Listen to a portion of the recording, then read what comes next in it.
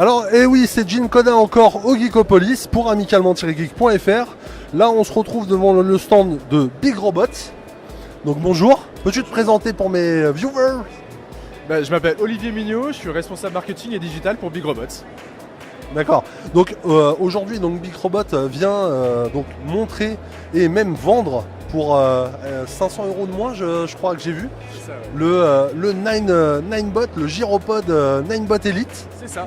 Alors le Gyropod Ninebot Elite, en fait, c'est un nouveau véhicule éco-mobile et électrique.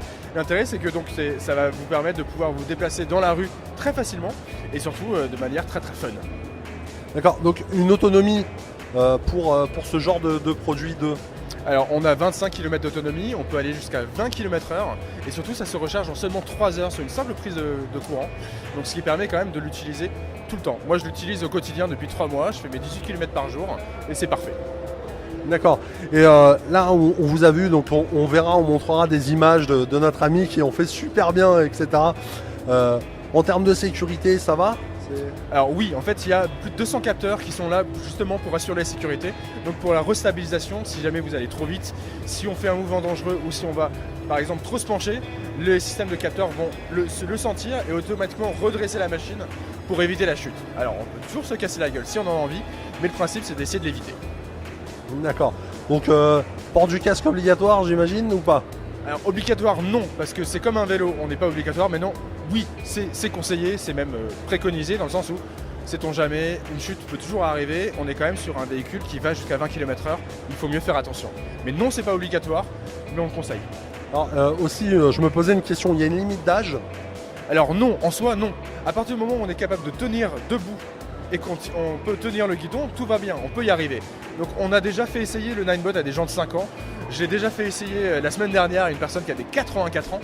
Et on y arrive. À partir du moment où on est assez en forme pour tenir debout et rester debout, tout va bien. Il faut avoir simplement le sens de l'équilibre. Voilà, c'est juste un bon centre de gravité. C'est ça. Voilà, mais on a bien vu quand même que ça ne peut pas comporter de risque en soi. Quoi que ce soit, c'est vraiment nous qui gérons l'appareil. Absolument, en fait c'est vraiment les mouvements du corps qui vont déterminer si on avance, si on recule. Ensuite le guidon ne sert qu'à aller à gauche ou à droite.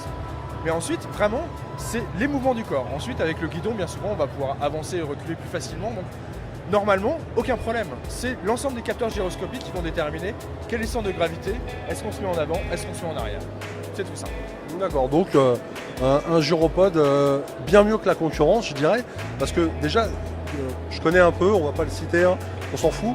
Mais là, donc, le Ninebot a vraiment un design qui plaît, un visuel assez bien pensé, je dirais.